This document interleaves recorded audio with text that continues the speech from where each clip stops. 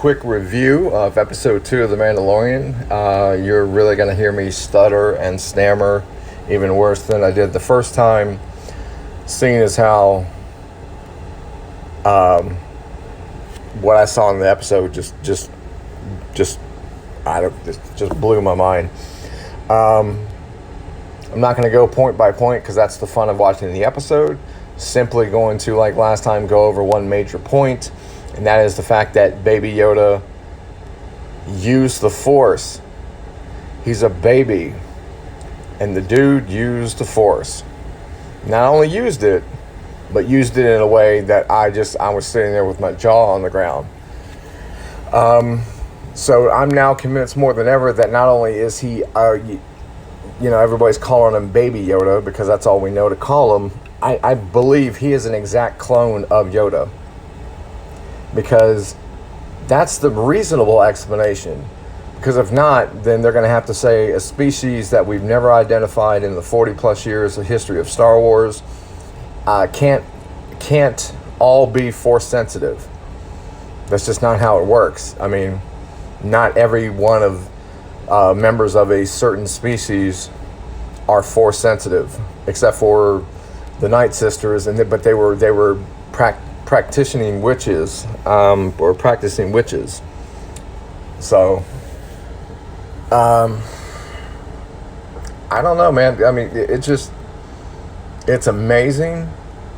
And I thought they were going to mess with us. In the beginning of the episode, when the Mandalorian got hurt and Little Man's walking over to him and reaching up, I thought the first time he did it, he just wanted to be held. Then the second time, I'm like, man, don't sit there and mess with my heart and emotions, make me think this little guy's going to use the Force. And then when the moment happened, and the Mandalorian's basically, at death's door, I'm thinking, oh, holy shit, you're going to do it.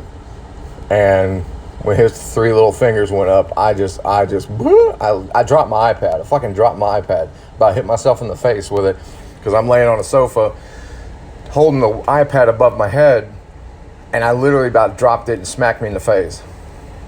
Because I was like, oh my God, dude. So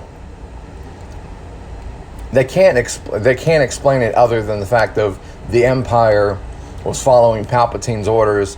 Because I didn't know it till after I did the review for episode 1, but the scientist who was in episode 1, he had an insignia on the side of his shirt, or the side of his uniform. That insignia is of Kamino, where the cloners were that created the army that was based off Jango Fett. So do not tell me he is not a clone of Yoda. Because to me it'd be a cop out to just say, okay, well, it's not a clone of Yoda, it's of his species, and his species, everyone is incredibly powerful in the Force. Nah, dude, no, that's a no.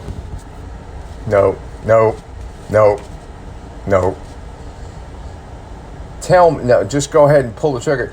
That's why the Empire wanted it dead so bad, because when Emperor Palpatine died, all his grand plans he had in place had to be taken care of. That's why this guy is so desperate to keep sending people to terminate it. So you only terminate a threat. So Little Man is a threat, a major threat.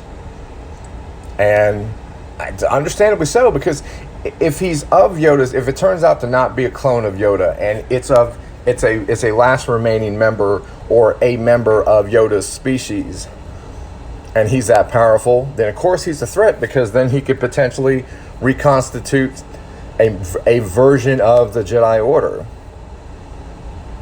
And how I know it's like a species. It's not like a child of Yoda. And how I believe, or how I'm going to have to believe, if they want to stick to canon, that they're going to explain this, is because when episode 6 happened and Yoda was on his deathbed, he specifically said, when gone am I, the last of the Jedi will you be.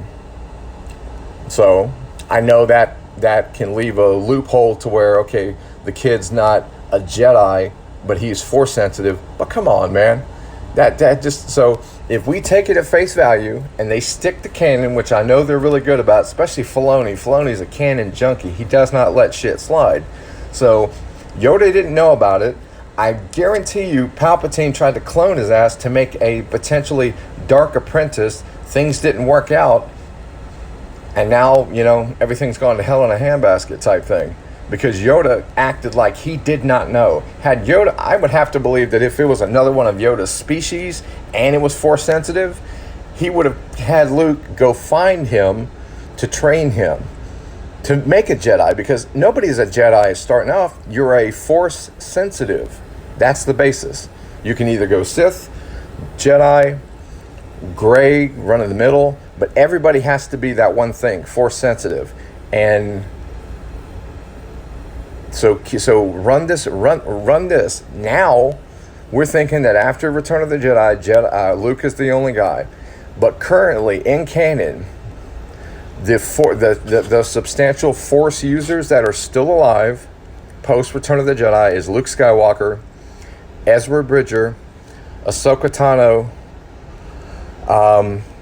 Cade Jarrus, the son of Kanan and Hera, and now Baby Yoda. So that's 5 that I can think of right off the top of my head. And upcoming is 6 with Kylo, or I'm sorry, Ben being born. So when Ben comes into the picture, you have 6 high-end, high-level, like world-ending type of power Force users that are existing in the universe at the same time that we know of, that's been explained in canon. So, man, if it's anything other than a clone of Yoda, I'm just gonna be let down badly. But if it's a clone of Yoda, dude, shit, that's just gonna be nuts. Anyway, I've rambled on long enough. Hope y'all get a chance to watch the episode. Do not watch this video until you watch the episode, because I want your minds to be blown like mine was. You know, worse than Alderaan getting blown up. That's how bad it was. So, all right, guys. Talk to you later.